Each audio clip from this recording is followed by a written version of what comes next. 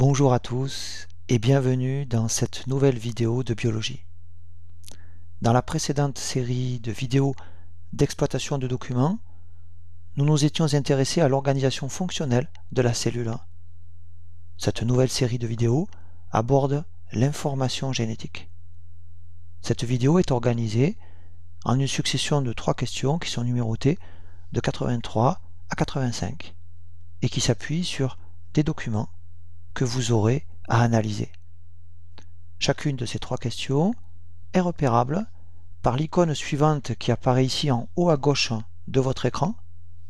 Lorsque cette icône est visible, interrompez la lecture de la vidéo afin de prendre le temps nécessaire pour répondre à la question posée.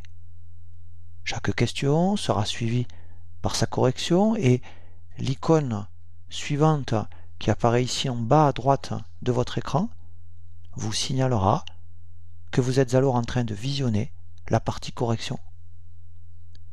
Voici la question 83 qui démarre cette vidéo et dans laquelle je vous demande de présenter une analyse précise de ce document numéro 1.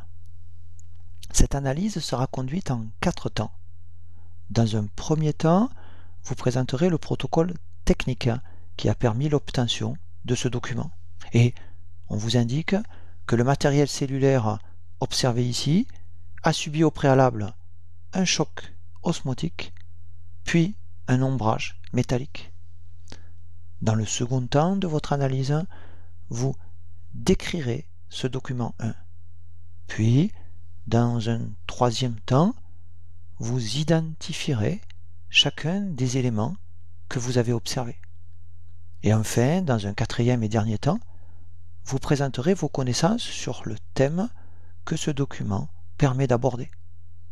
Interrompez ici la lecture de cette vidéo et prenez le temps nécessaire pour répondre à cette question 83.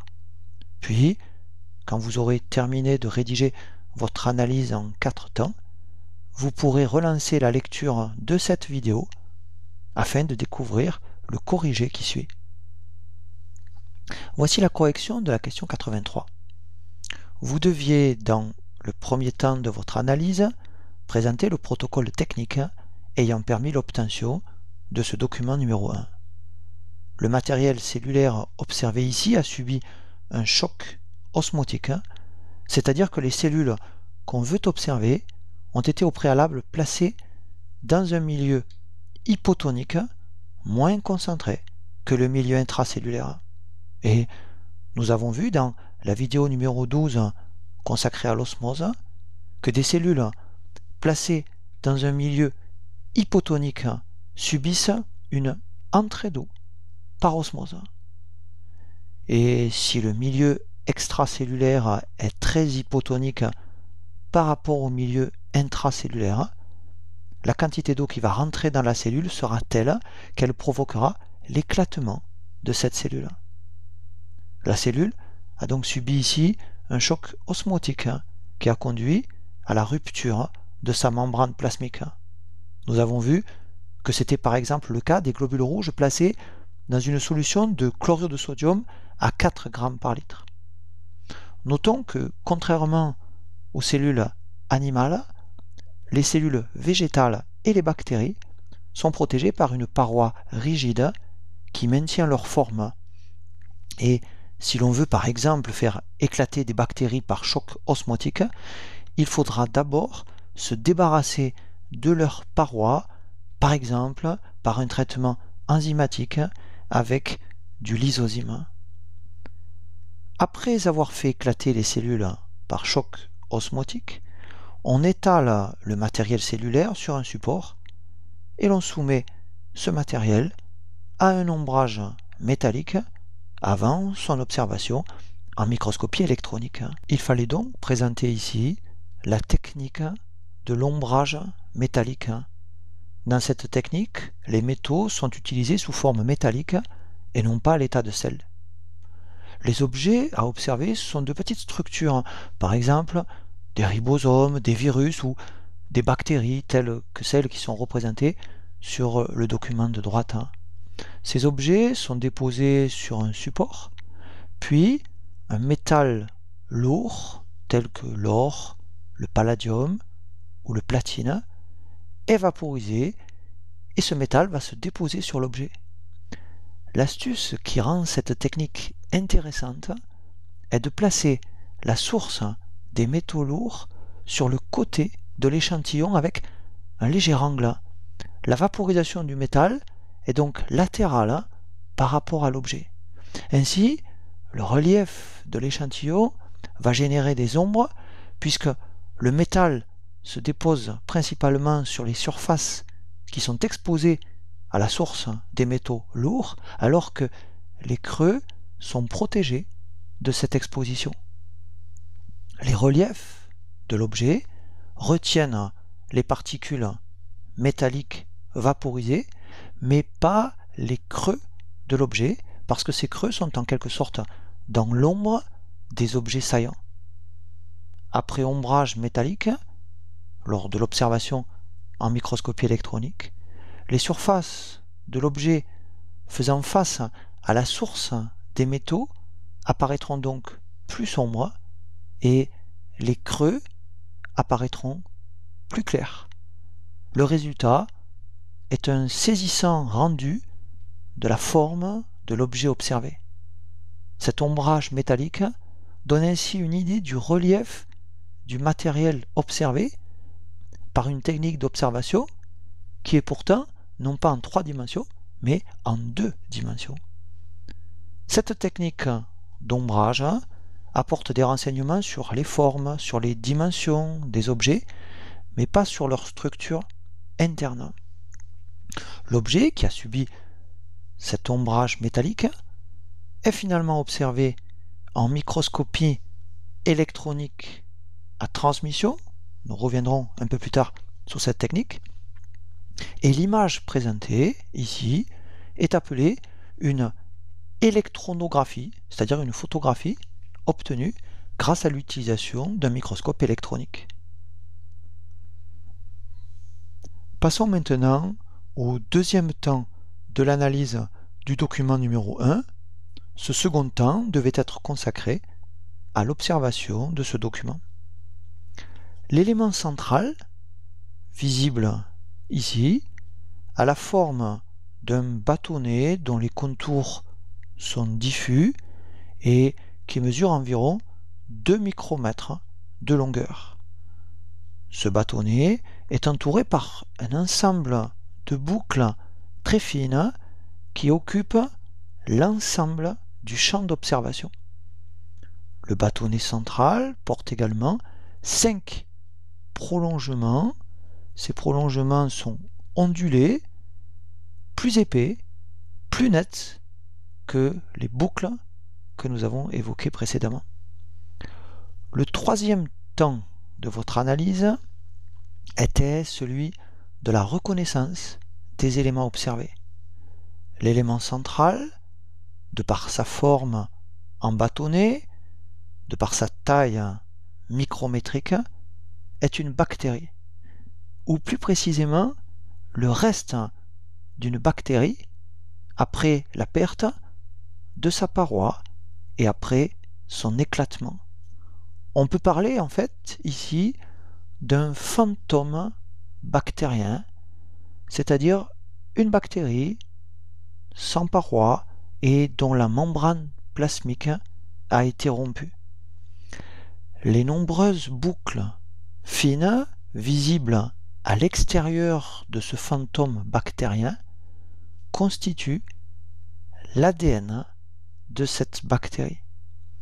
Cet ADN s'est déployé hors de la cellule par suite de la rupture de sa membrane plasmique, rupture qui a été provoquée par le choc osmotique auquel on a soumis cette bactérie dépourvue de paroi. Les 5 prolongements nets, ondulés, qui sont portés par cette bactérie, sont appelés des flagelles bactériens.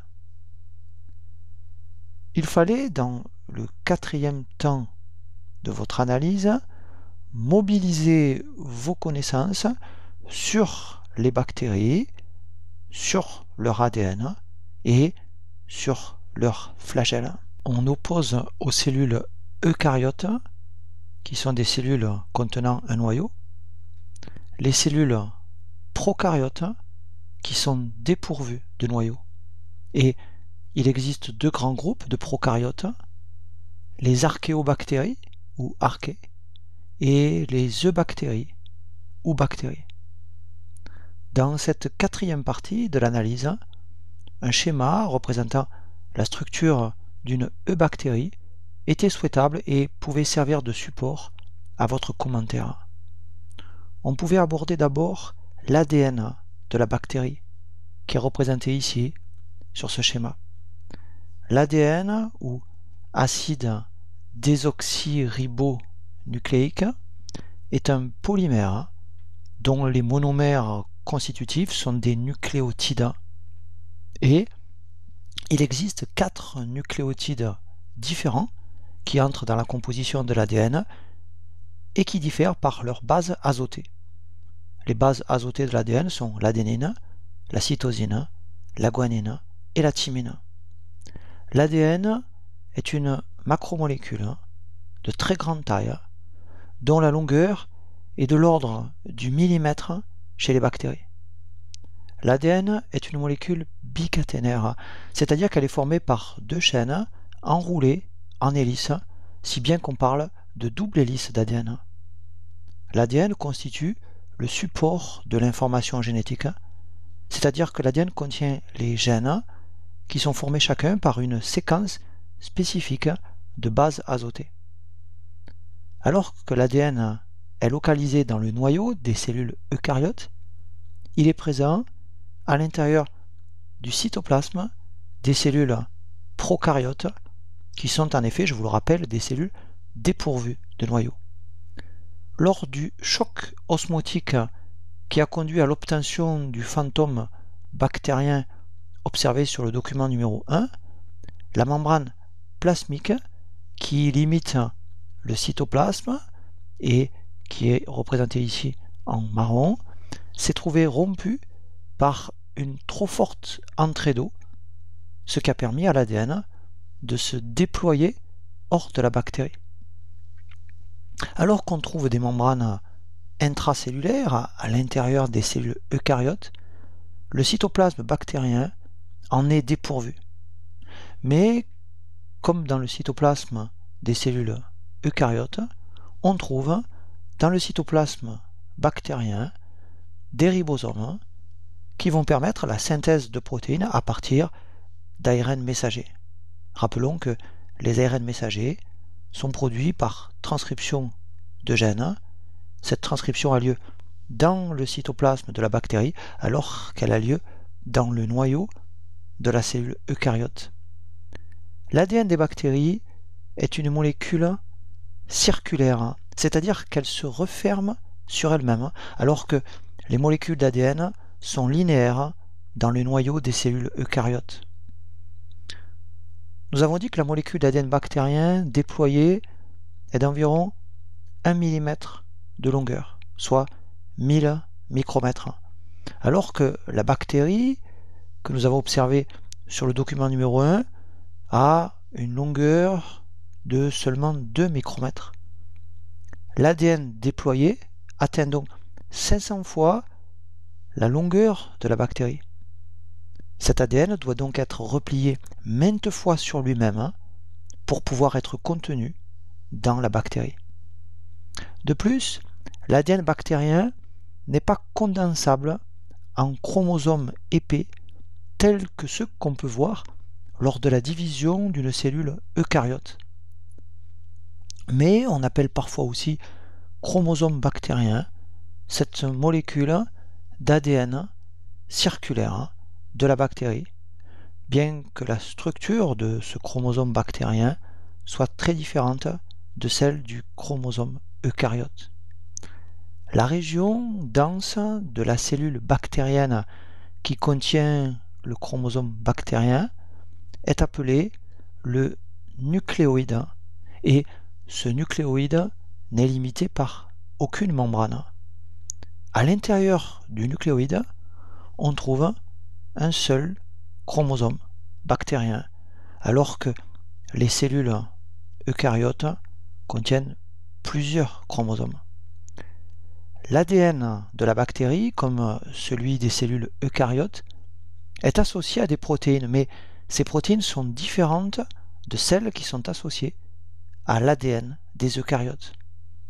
Dans le nucléoïde bactérien, l'ADN est associé à plusieurs protéines très abondantes qui ont non seulement la capacité de se lier à l'ADN, mais qui vont déterminer aussi la structure du nucléoïde. Ces protéines architecturales jouent un rôle prépondérant dans l'organisation et le fonctionnement du chromosome bactérien. Parmi les principales protéines qui sont associées à l'ADN bactérien, on peut citer les protéines HNS, des protéines qui structurent le nucléoïde et qui rappellent les protéines histones associées à l'ADN des cellules eucaryotes.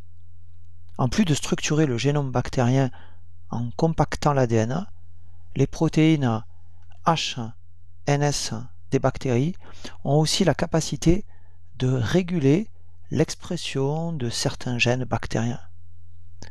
Les génomes des bactéries et des archéobactéries contiennent en général entre 1 million et 10 millions de paires de nucléotides, c'est-à-dire finalement de paires de bases, et ces génomes sont constitués par entre 1000 et 6000 gènes.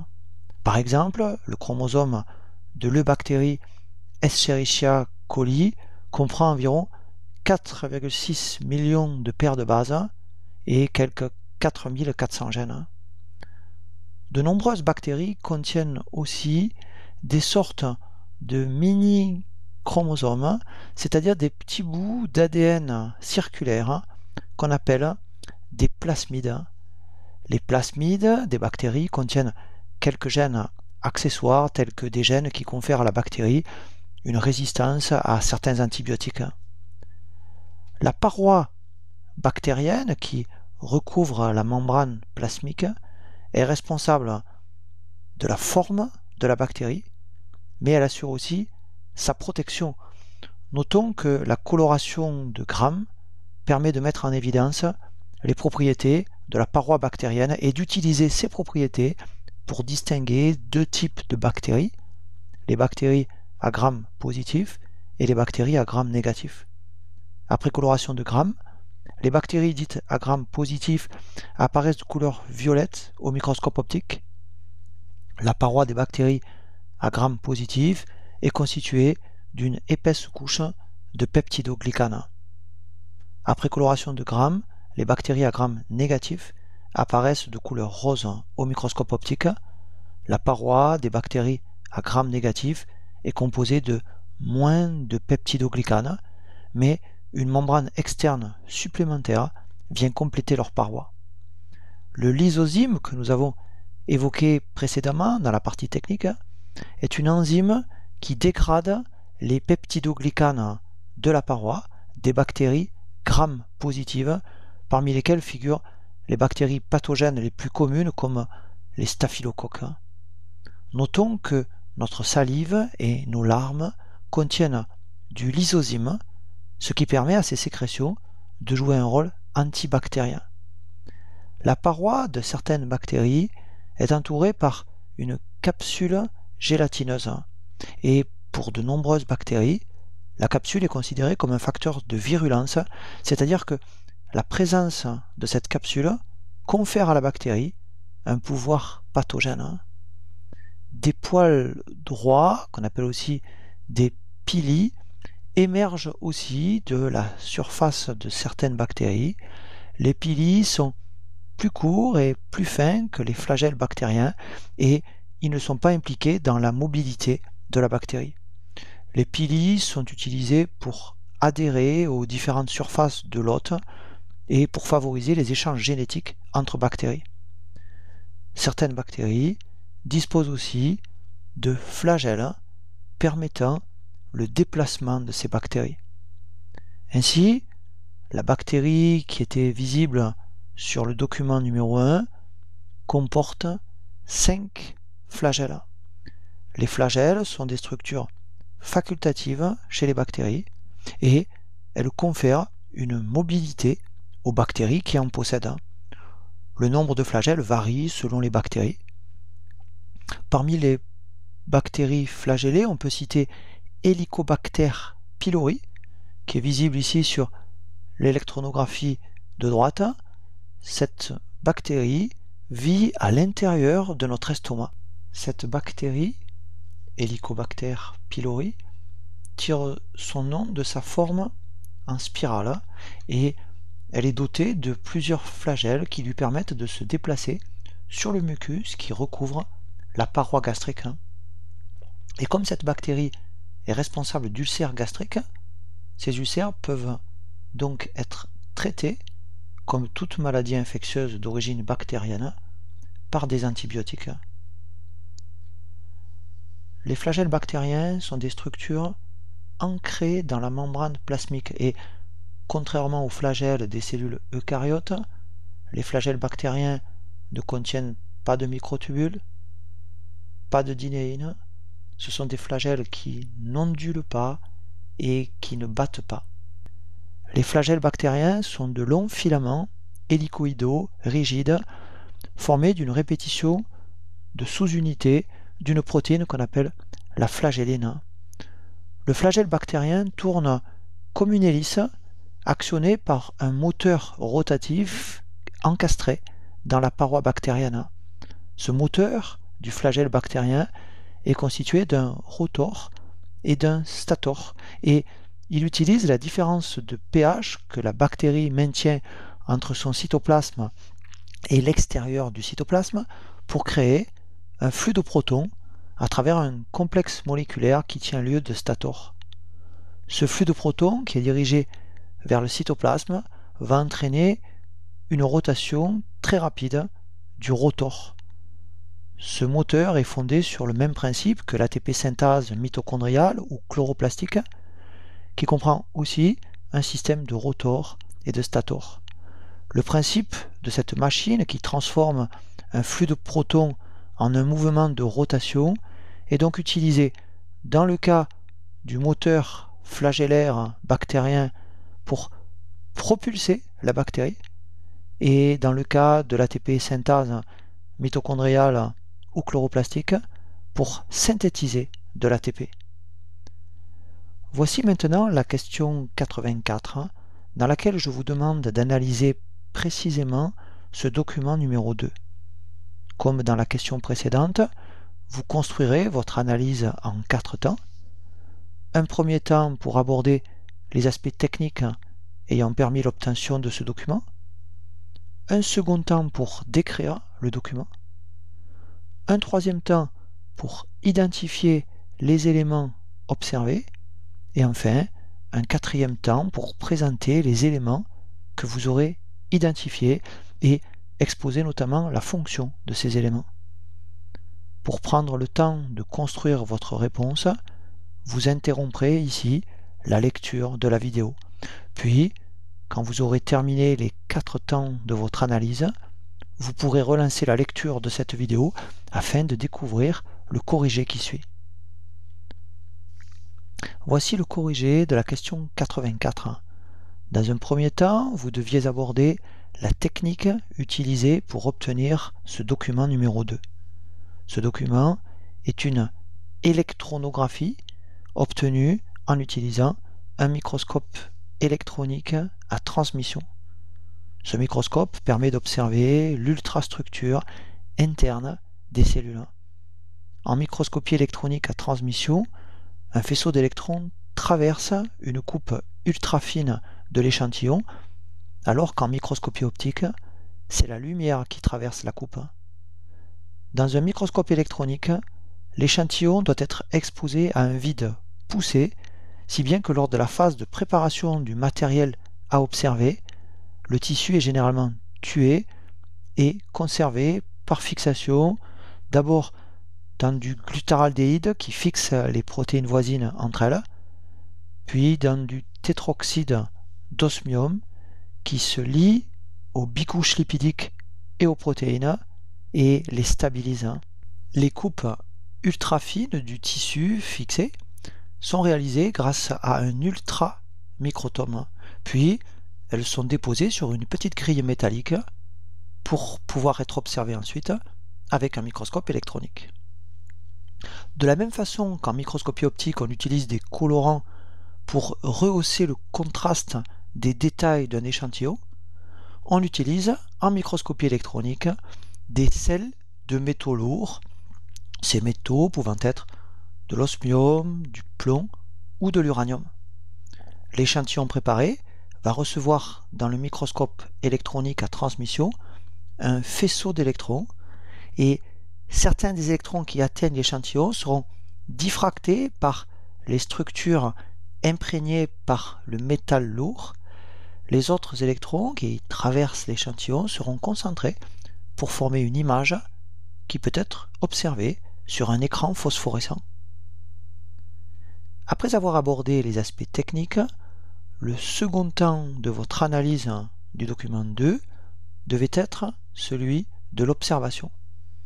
On observe au centre un élément arrondi que j'entoure ici, dont le diamètre est d'environ 5 microns et qui est délimité par une double membrane. Le contenu de cet élément central est hétérogène. Tout autour de cet élément central, on peut repérer un réseau formé par des membranes simples, ces membranes simples portant de nombreuses particules noires arrondies. Et on pouvait repérer, par exemple ici ou ici, un élément délimité par deux membranes et dont la membrane interne forme quelques replis. Le troisième temps de votre analyse est celui de l'interprétation, de la reconnaissance des éléments observés.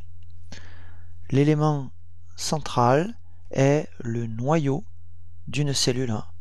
Cette cellule qui contient un noyau est donc une cellule eucaryote.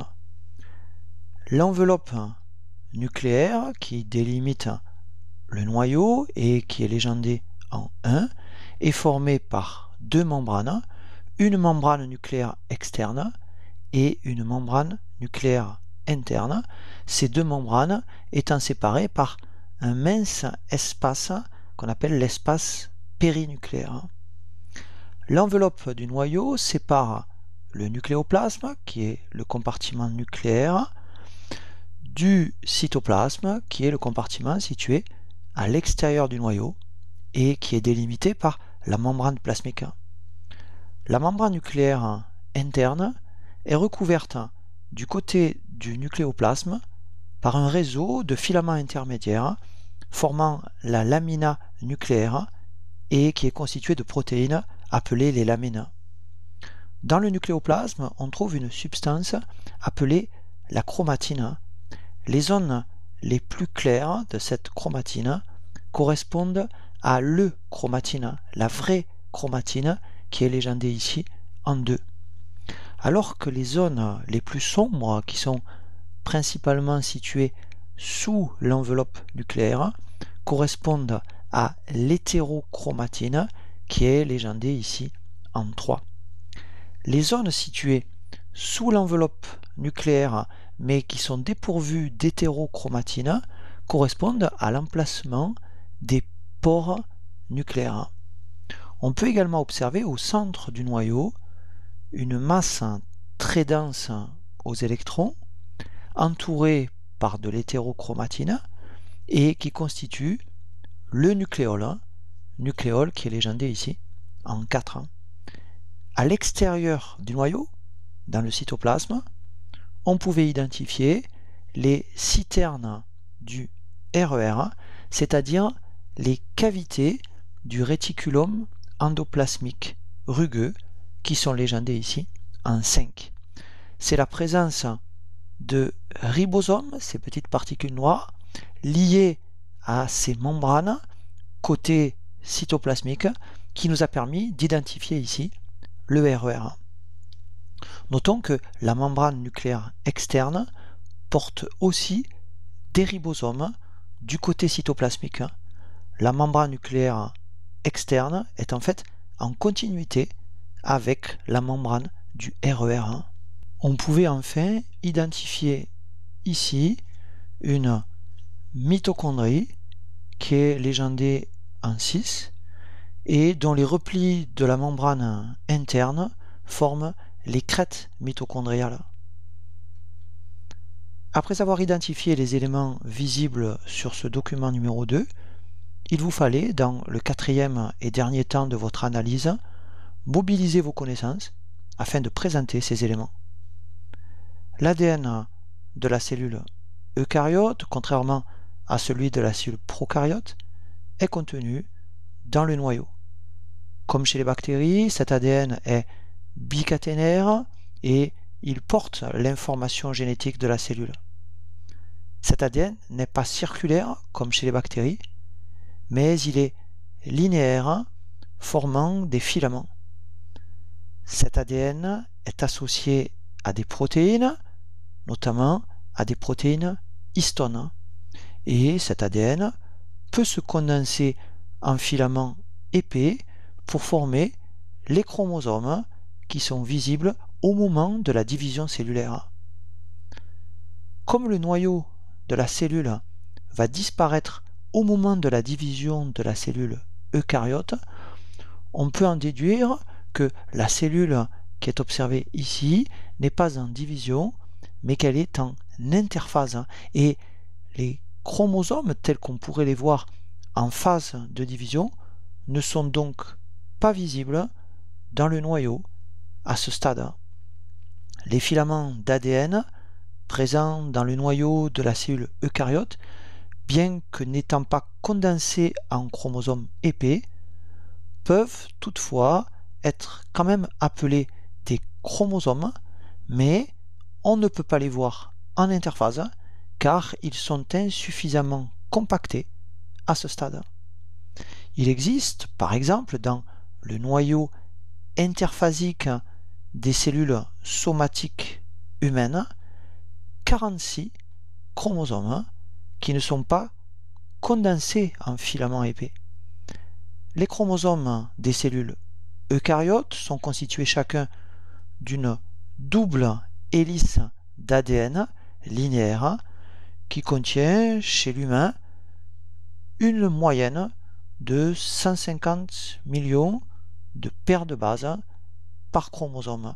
Si on déroulait complètement cette molécule d'ADN d'un seul chromosome, elle mesurerait environ 4 cm de long, soit 10 000 fois le diamètre de ce noyau. Et il ne s'agit que d'un seul chromosome sur les 46 que contient le noyau d'une cellule somatique humaine.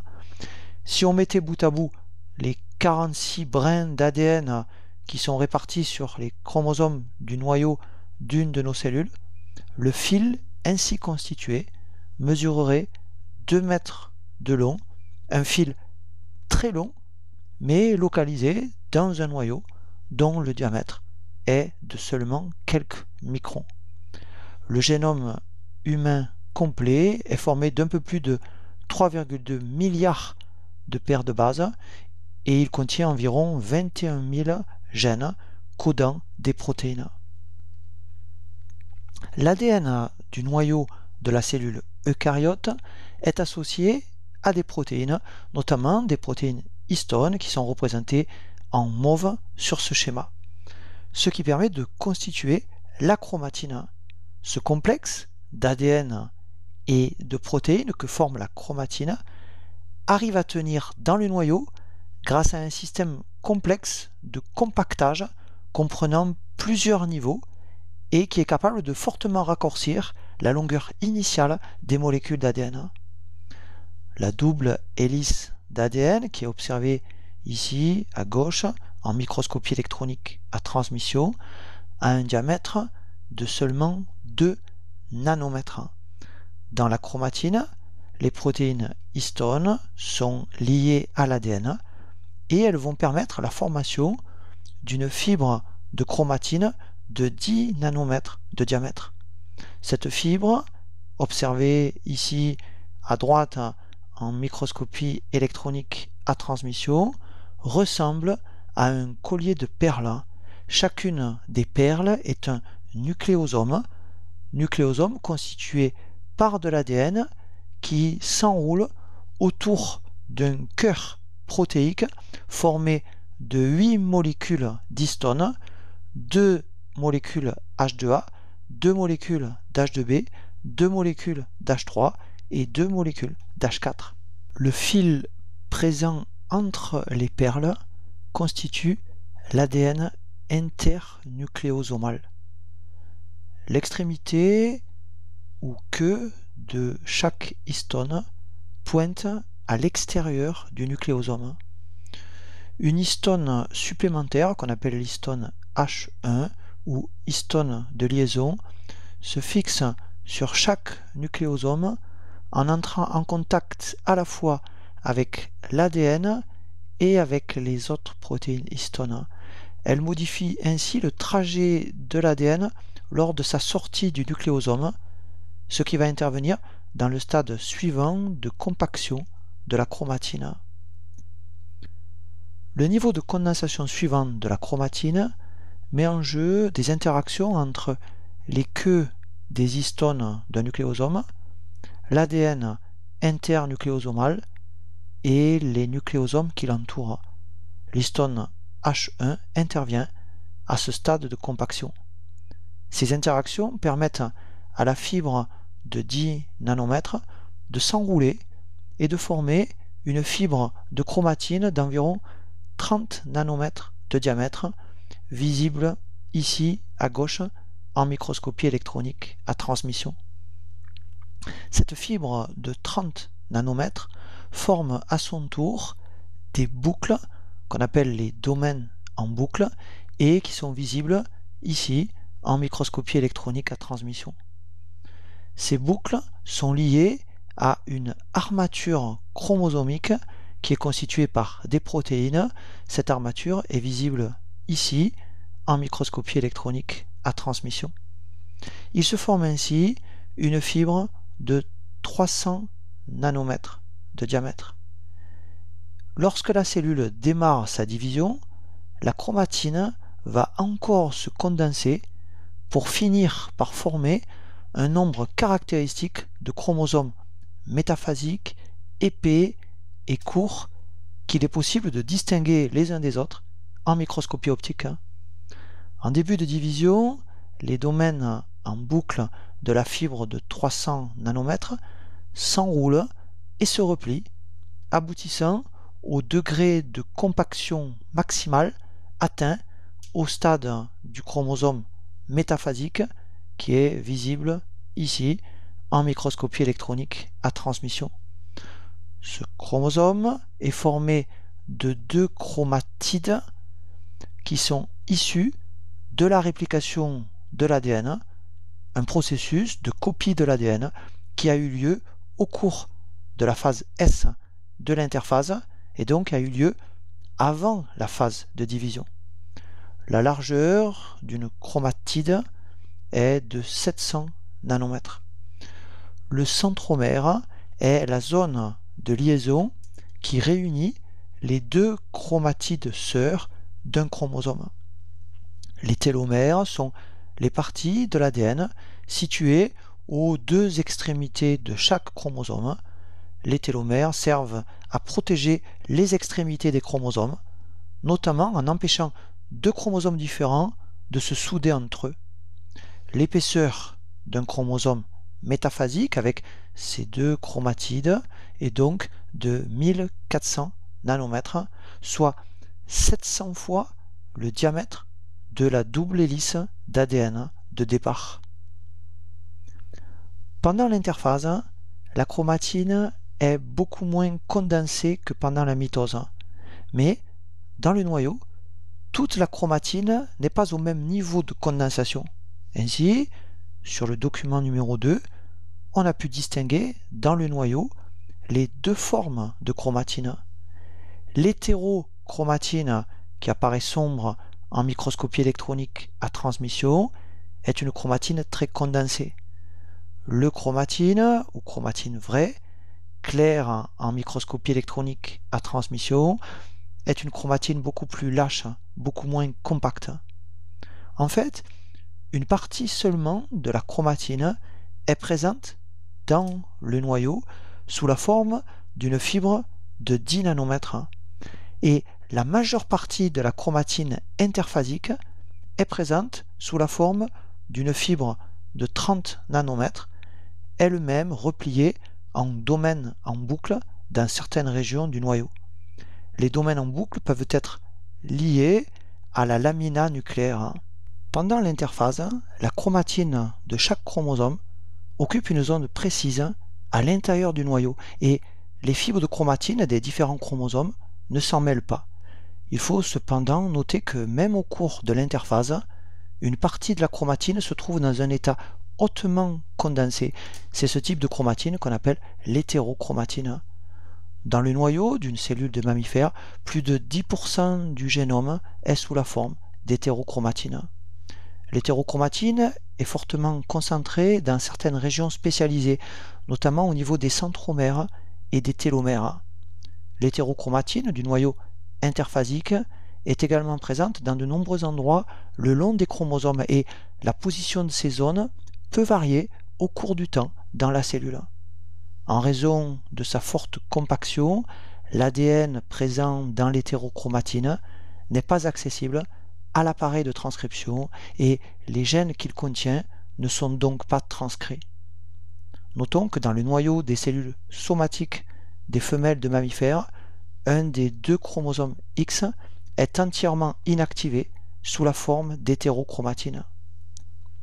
Par opposition à l'ADN présent dans l'hétérochromatine, l'ADN présent dans l'euchromatine, c'est-à-dire dans une structure moins condensée, est accessible à l'appareil de transcription et les gènes qu'il contient peuvent être transcrits. Le chromosome de la cellule eucaryote est donc une structure dynamique dont le degré de compaction varie par exemple au cours du cycle cellulaire, comme nous l'avons vu par exemple entre l'interphase et la mitose, mais dans un chromosome interphasique, une région euchromatique peut être convertie en région hétérochromatique ou inversement, ce qui permet une régulation de l'expression des gènes. Des modifications chimiques des protéines histones, par exemple leur méthylation, influent sur l'état de la condensation de la chromatine et sont donc impliquées dans la régulation de l'expression des gènes chez les eucaryotes.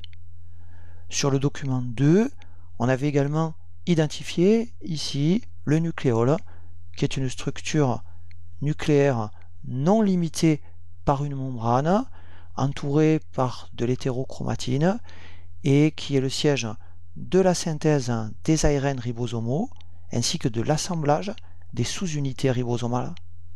Les pores nucléaires, visibles par exemple ici ou ici, c'est-à-dire dans des zones où l'hétérochromatine est absente, permettent la réalisation d'échanges entre le nucléoplasme et le cytoplasme. Chaque pore nucléaire est formé par une structure élaborée qu'on appelle le complexe du pore nucléaire et qui est composé de nombreuses protéines différentes arrangées selon une symétrie octogonale. Les échanges que les pores nucléaires permettent peuvent être des importations de molécules dans le noyau ou au contraire des exportations de molécules hors du noyau.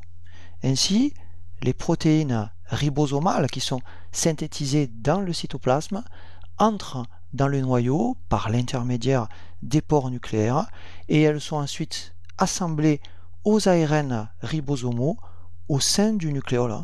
Par opposition, les petites et les grandes sous-unités ribosomales qui sont produites par le nucléole vont traverser les pores nucléaires dans le sens des exportations pour rejoindre le cytoplasme.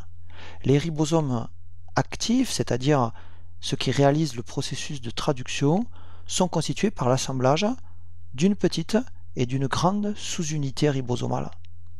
Certains ribosomes sont libres dans le cytosol, c'est-à-dire qui ne sont attachés à aucune membrane et ils synthétisent par exemple des protéines qui agissent dans le cytosol, comme par exemple les enzymes de la glycolyse.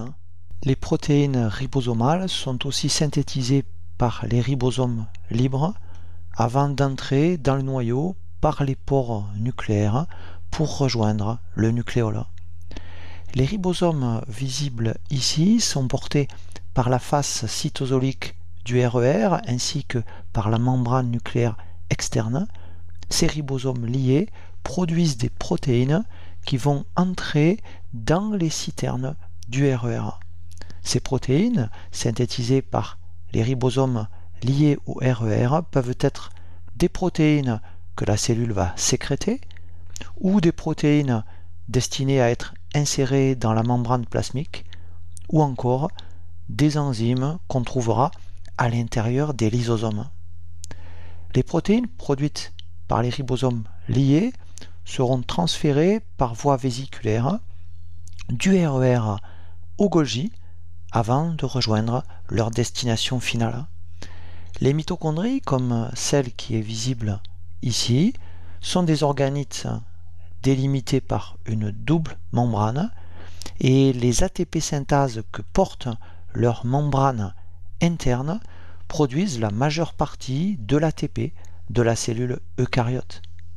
Les mitochondries contiennent aussi une molécule d'ADN circulaire qui est comparable au chromosome bactérien et je vous renvoie à la 9e vidéo de cette série dans laquelle je traite de l'origine endosymbiotique des mitochondries.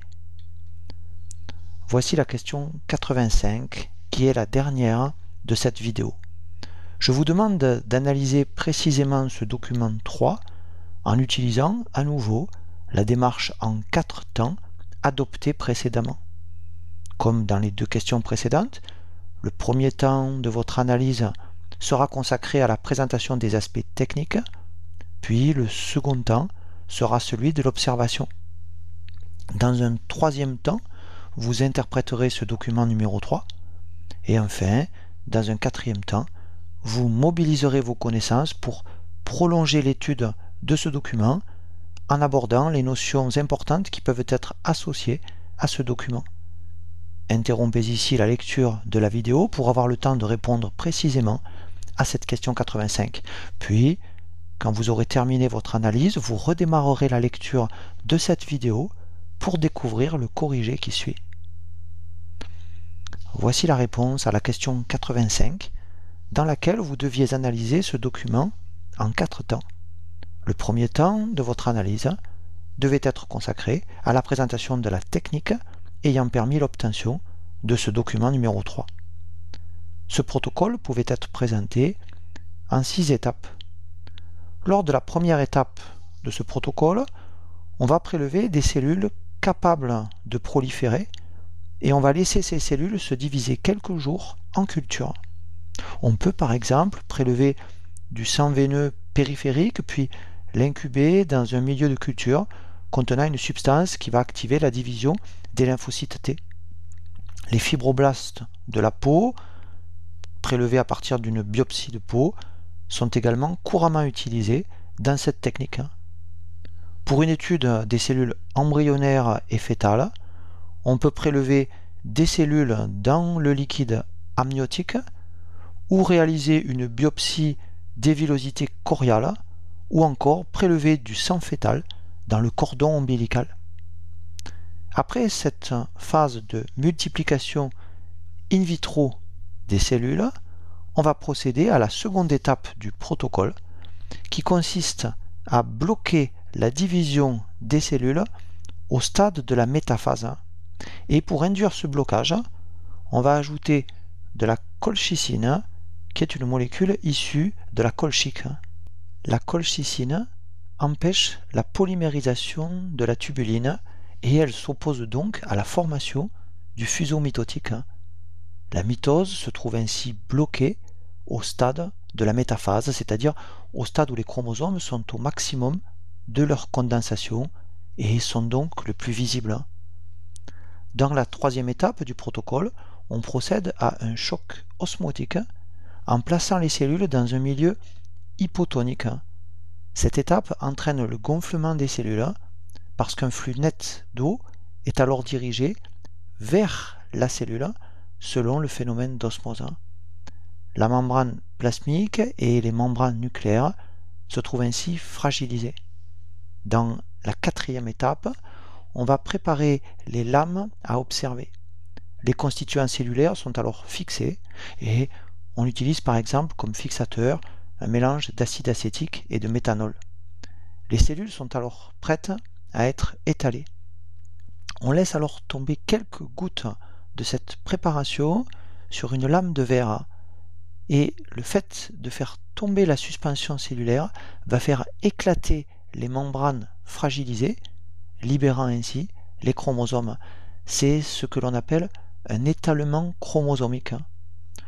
Pour pouvoir facilement distinguer les chromosomes, on doit les colorer.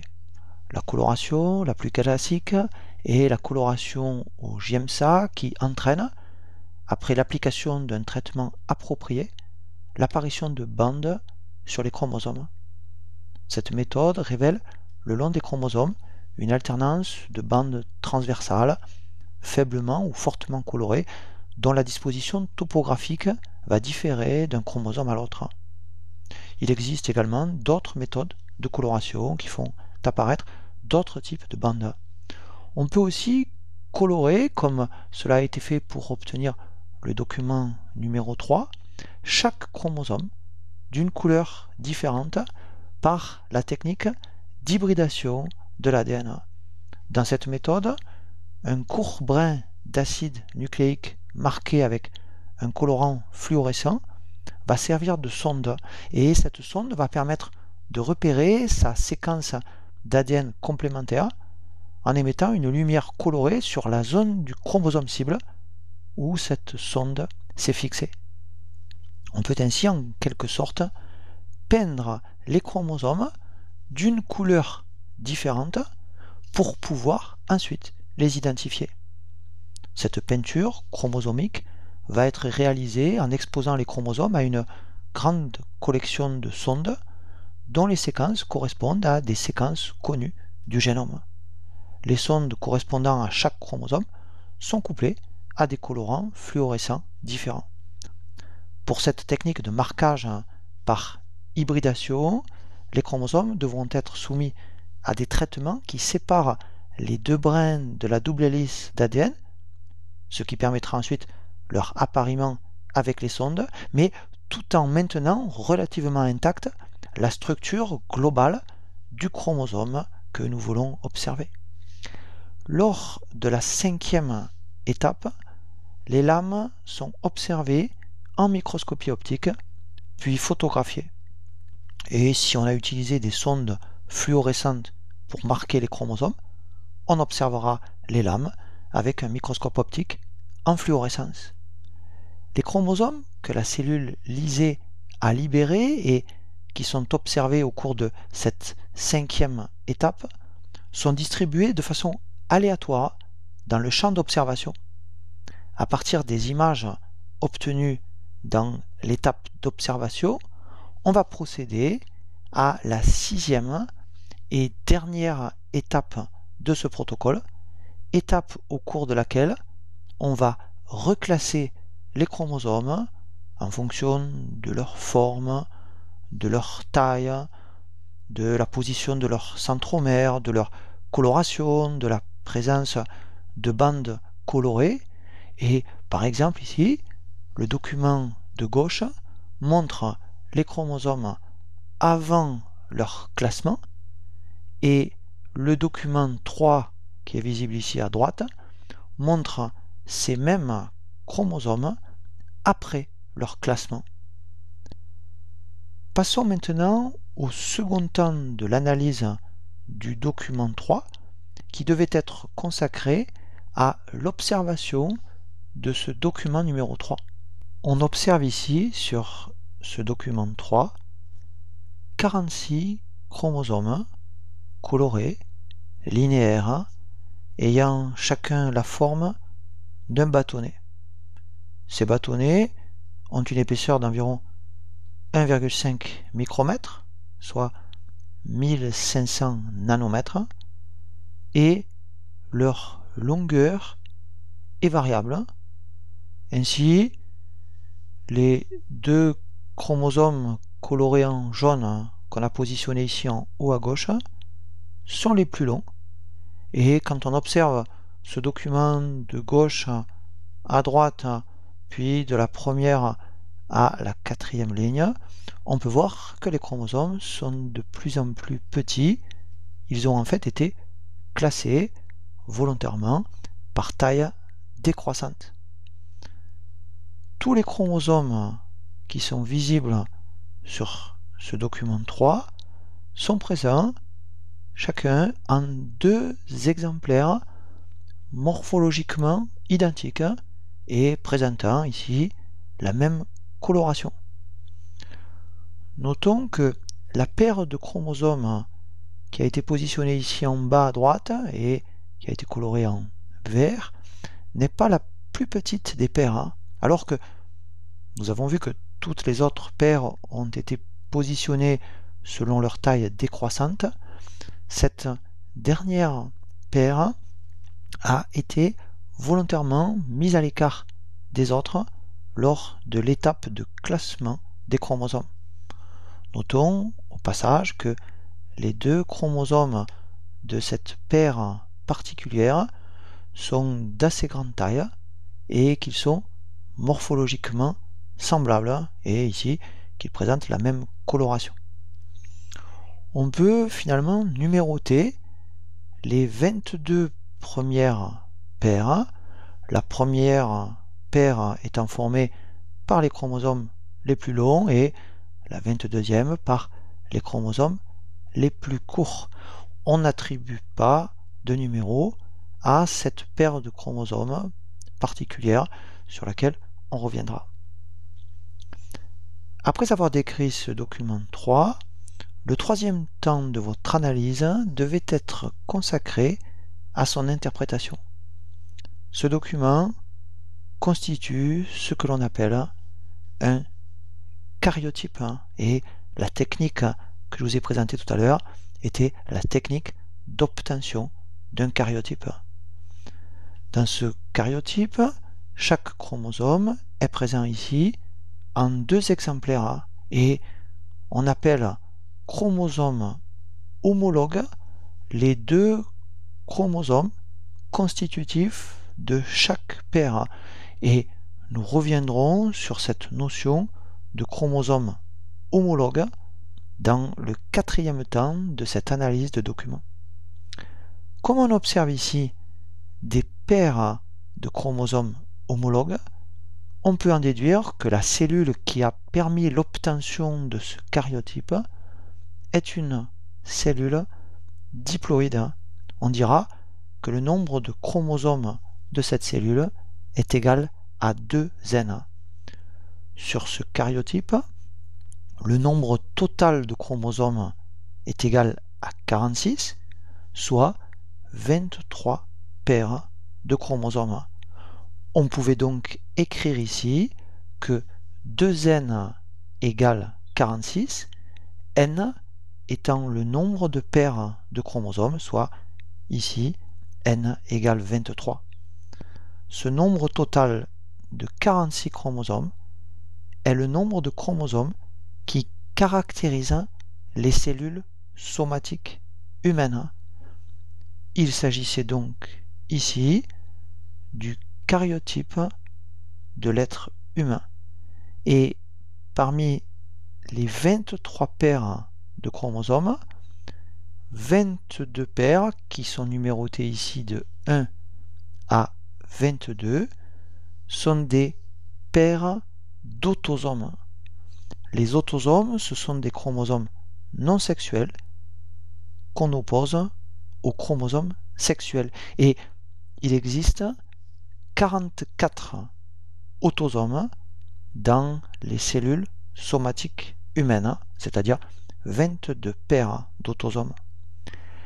La paire particulière de chromosomes qui est présentée classiquement en bas à droite d'un caryotype est constituée par des chromosomes sexuels qu'on appelle aussi des gonosomes ou hétérochromosomes ou hétérosomes.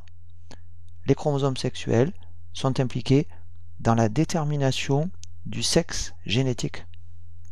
Il existe deux types de chromosomes sexuels chez les mammifères, les chromosomes X et les chromosomes Y, qui sont différents par les gènes qu'ils contiennent et par leur taille, le chromosome Y étant plus petit que le chromosome X. La présence de deux chromosomes X va déterminer un sexe génétique femelle, alors que la présence d'un chromosome X et d'un chromosome Y va déterminer un sexe génétique mâle. Comme cette paire de chromosomes sexuels est constituée ici de deux chromosomes identiques et d'assez grande taille, on peut en déduire qu'il s'agit de deux chromosomes X. Et le karyotype observé ici est donc celui d'une femme. La formule chromosomique correspond à la notation du résultat d'un karyotype. La formule chromosomique déduite de ce karyotype est donc ici 46XX. Le karyotype de cette femme ne montre aucune anomalie du nombre de chromosomes, ni aucune anomalie apparente dans la structure des chromosomes. Il s'agissait, dans le quatrième temps de votre analyse, d'exploiter vos connaissances afin d'élargir l'étude de ce document numéro 3. 5 notions importantes pouvaient être développées. La première notion qu'on pouvait aborder est la notion de chromosome métaphasique, car nous avons vu que ce sont des chromosomes métaphasiques qui sont observés sur un karyotype. C'est en effet à ce stade que les chromosomes mitotiques sont au maximum de leur condensation et donc au maximum de leur visibilité. Mais je vous rappelle qu'en métaphase, les chromosomes sont constitués chacun par deux chromatides sœurs génétiquement identiques issues du processus de réplication de l'ADN. On ne voit pas sur ce document numéro 3 les deux chromatides sœurs constitutives de chacun de ces chromosomes. Mais sur un autre karyotype, tel que celui que je vous présente ici, où les chromosomes ont été colorés afin de mettre en évidence des bandes transversales, on peut voir ici mieux les deux chromatides constitutives de chaque chromosome. Prenez garde de ne pas confondre la paire de chromosomes homologues, constituée par deux chromosomes, et la paire de chromatides sœurs constitutive d'un chromosome métaphasique. Notez bien que sur le karyotype tel que celui-ci, les chromosomes homologues ont été appariés artificiellement lors du classement des chromosomes nécessaires à l'obtention du karyotype. Mais lors d'une mitose, les chromosomes homologues ne s'apparient pas. Dans chaque paire de chromosomes homologues visibles sur un karyotype, chaque chromosome a été répliqué et se trouve donc formé en métaphase par les deux chromatides sœurs génétiquement identiques et qui du coup, remarquez ici, présentent exactement les mêmes bandes colorées. Notons que dans le karyotype qui est présenté ici, on trouve parmi les 46 chromosomes deux chromosomes sexuels différents morphologiquement l'un de l'autre. Cette paire de gonosomes est formée ici par un chromosome X et un chromosome Y, le chromosome Y étant bien plus petit que le chromosome X. La formule chromosomique est donc ici 46, nombre total de chromosomes, XY pour les gonosomes reconnus. Il s'agit donc ici d'un karyotype masculin. Le document qui apparaît ici en haut à droite est la photographie d'un chromosome métaphasique obtenu par utilisation de la microscopie électronique à transmission. Et le trait rouge que je vous fais apparaître ici doit vous permettre de bien reconnaître les deux chromatides sœurs constitutives de ce chromosome métaphasique. Une chromatide est présente au-dessus de ce trait rouge et l'autre chromatide est présente en dessous de ce trait rouge. Et le cercle rouge qui apparaît ici est la zone du centromère, c'est-à-dire la région d'union des deux chromatides sœurs. Sur la photographie de gauche qui a été obtenue en microscopie optique, les chromosomes sont colorés en bleu, les microtubules en vert et les fibres rouges que vous voyez ici sont des filaments intermédiaires. Cet ensemble de microtubules forme le fuseau mitotique. La colchicine qu'on avait évoquée tout à l'heure empêche notamment la formation de ce fuseau quand on veut obtenir un karyotype. Et on voit ici sur cette image que les chromosomes, ici en bleu, sont alignés dans un même plan au centre de la cellule, au centre du fuseau mitotique. En effet, lors de la métaphase de mitose, les chromosomes se regroupent tous au centre de la cellule en alignant leur centromère exactement au centre du fuseau mitotique. Et l'alignement de ces chromosomes forme ce que l'on appelle la plaque équatoriale. Et lors de la phase suivante de la mitose, qu'on appelle l'anaphase, les chromatides sœurs constitutives de chaque chromosome vont se séparer et migrer vers les pôles opposés de la cellule. La seconde notion qu'on pouvait aborder est la notion de chromosome homologue. Une cellule diploïde possède deux exemplaires de chaque chromosome, ces deux exemplaires étant qualifiés de chromosomes homologues. Dans une paire de chromosomes homologues, l'un des deux chromosomes provient du père et l'autre de la mère. Dans une même paire de chromosomes homologues, le chromosome paternel et le chromosome maternel portent les mêmes gènes en un même emplacement, c'est-à-dire en un même locus. Mais ces gènes peuvent exister sous des versions différentes qu'on appelle des allèles. Deux chromosomes homologues portent donc les mêmes gènes, mais cela ne signifie pas qu'ils portent la même information génétique, puisqu'un même gène peut présenter une version donnée sur le chromosome paternel et une version différente sur le chromosome maternel. Un individu est qualifié d'hétérozygote pour un gène donné quand il possède sur une même paire de chromosomes homologues et en un même locus deux allèles différents de ce gène.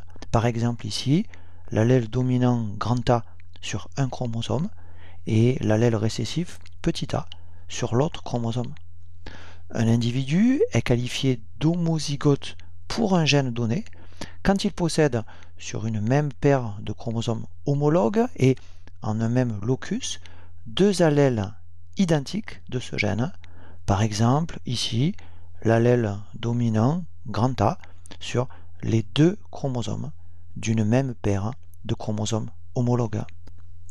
Comme les chromosomes portent de nombreux gènes, deux chromosomes homologues seront donc forcément différents pour un certain nombre d'allèles.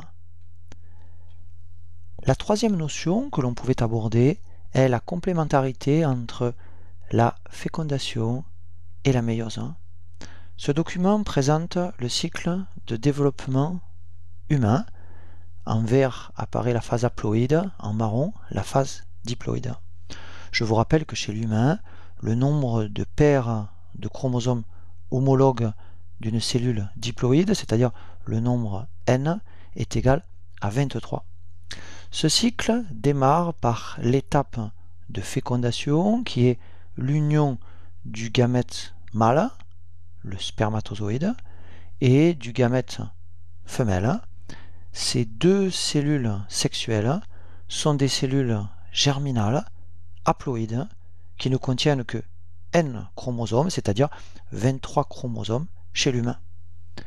L'union de ces deux gamètes lors de la fécondation aboutit à la formation d'une cellule diploïde qu'on appelle la cellule œuf ou le zygote. Puis, au cours du développement, cette cellule œuf va se diviser par mitose successive pour former l'ensemble des cellules somatiques constitutives de l'organisme adulte. Et toutes ces cellules somatiques sont diploïdes et identiques génétiquement, puisque la mitose conserve le nombre et la nature des chromosomes. La formule chromosomique des cellules somatiques est 46XY chez l'homme et 46XX chez la femme. Dans les gonades ou glandes sexuelles, c'est-à-dire dans les testicules chez l'homme et en partie dans les ovaires chez la femme, a lieu le processus de méiose qui réduit par 2 le nombre de chromosomes.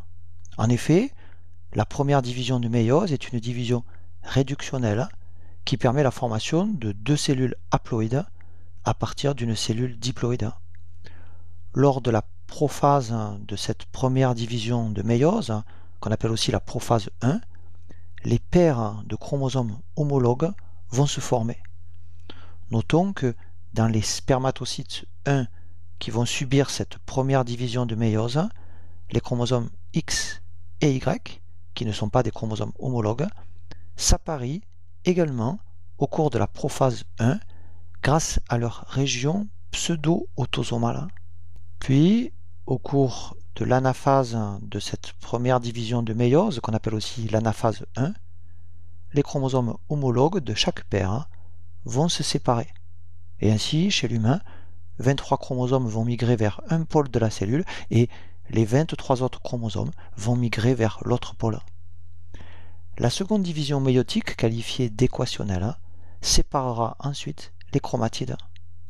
Ainsi, si on observe le karyotype d'un spermatozoïde humain, on aura donc seulement 23 chromosomes au total, puisque cette cellule est haploïde, et la formule chromosomique d'un spermatozoïde pourra être soit 23X, c'est-à-dire 23 chromosomes en tout, dont un chromosome sexuel X, soit 23Y, soit 23 chromosomes au total, dont un chromosome sexuel Y. Et la formule chromosomique d'un gamète féminin est 23X, soit 23 chromosomes au total, dont un chromosome sexuel X.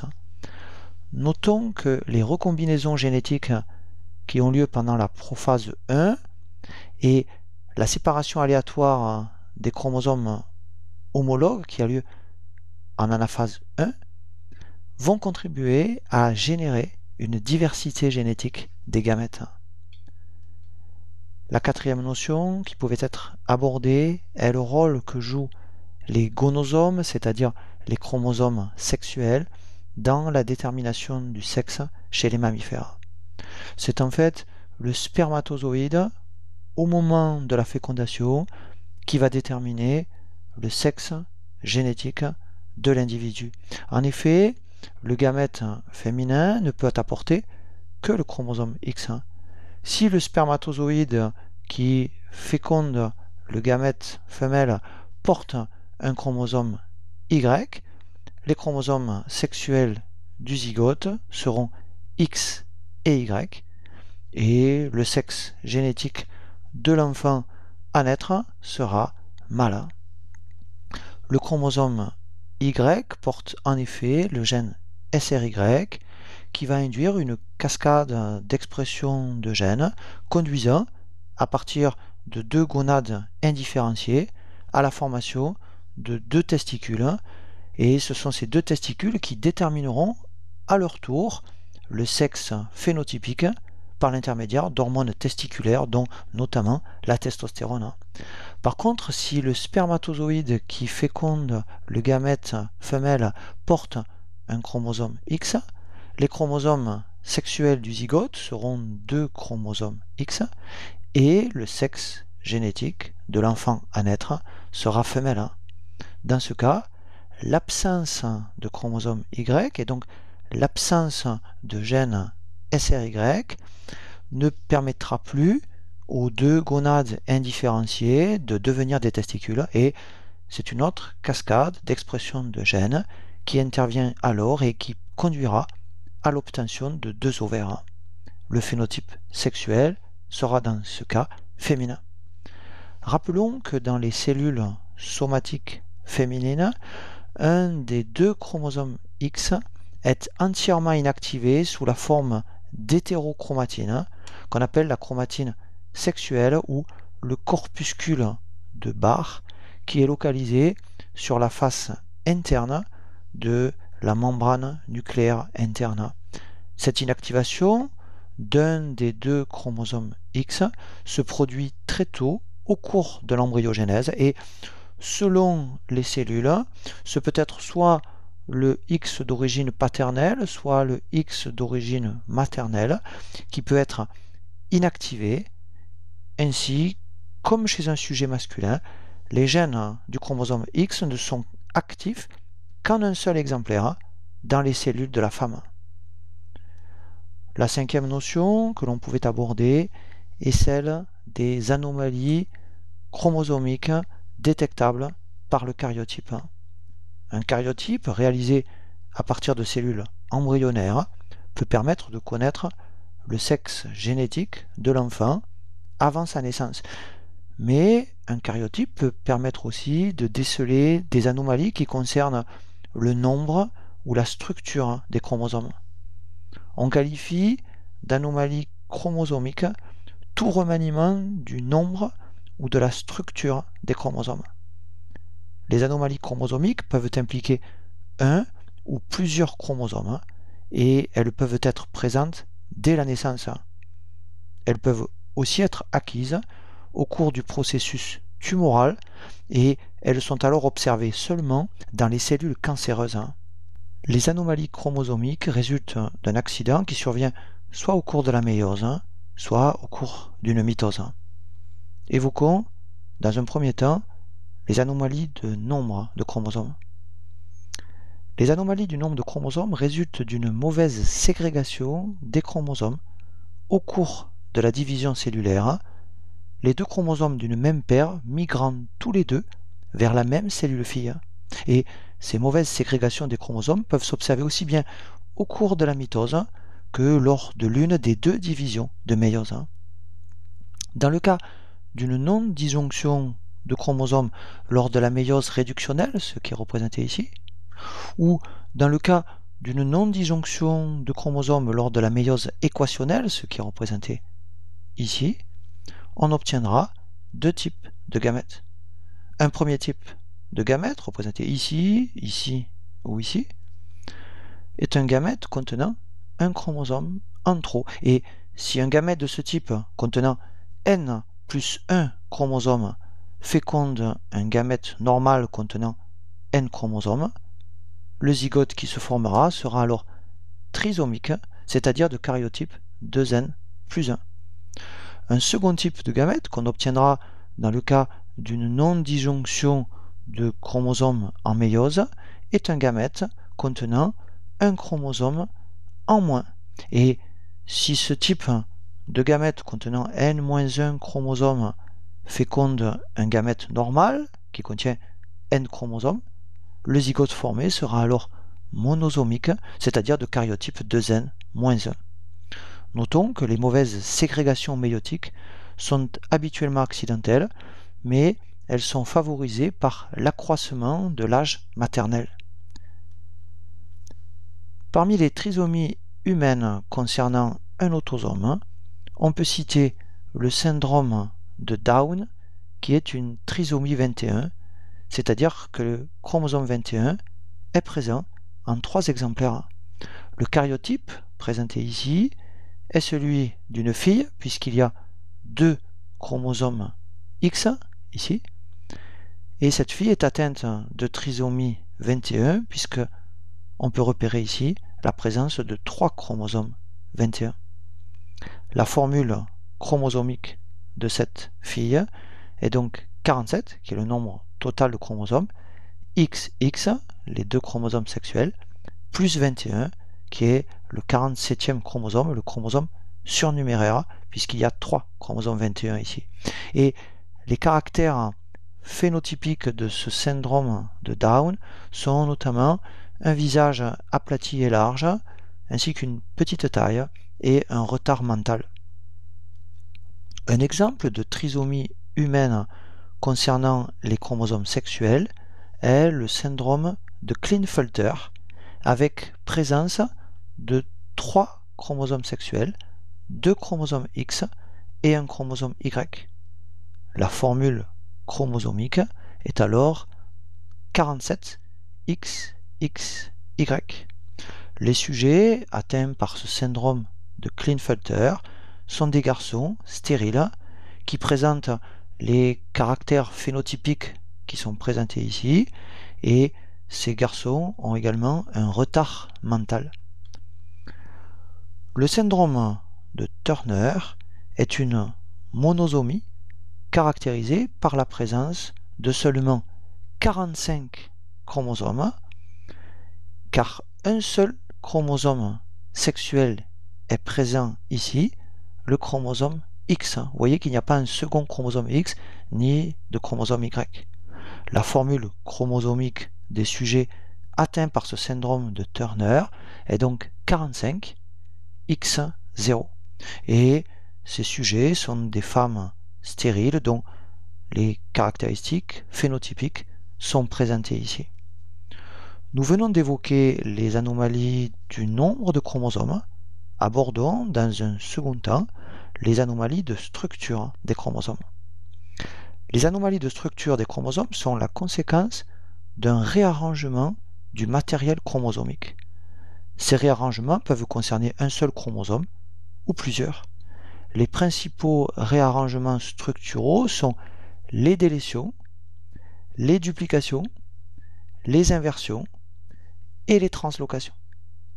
Une délétion est la perte d'une partie d'un chromosome.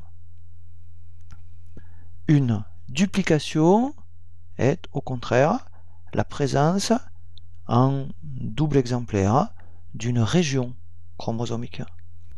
Une inversion est un retournement de 180 degrés d'une partie de chromosome. Une translocation déplace un segment chromosomique sur un autre chromosome. La translocation réciproque, qui est la plus commune des translocations et qui est celle qui est illustrée ici, se produit quand des chromosomes non homologues échangent des segments. La translocation non réciproque est moins fréquente. Elle a lieu lorsqu'un chromosome donne un fragment à un autre sans en recevoir un autre en échange, et elle n'est pas illustrée ici.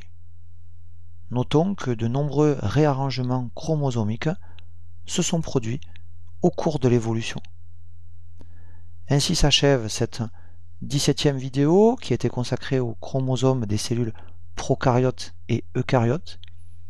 Je vous remercie de votre attention et je vous donne rendez-vous dans la 18e vidéo où nous aborderons des chromosomes particuliers présents dans certaines cellules eucaryotes.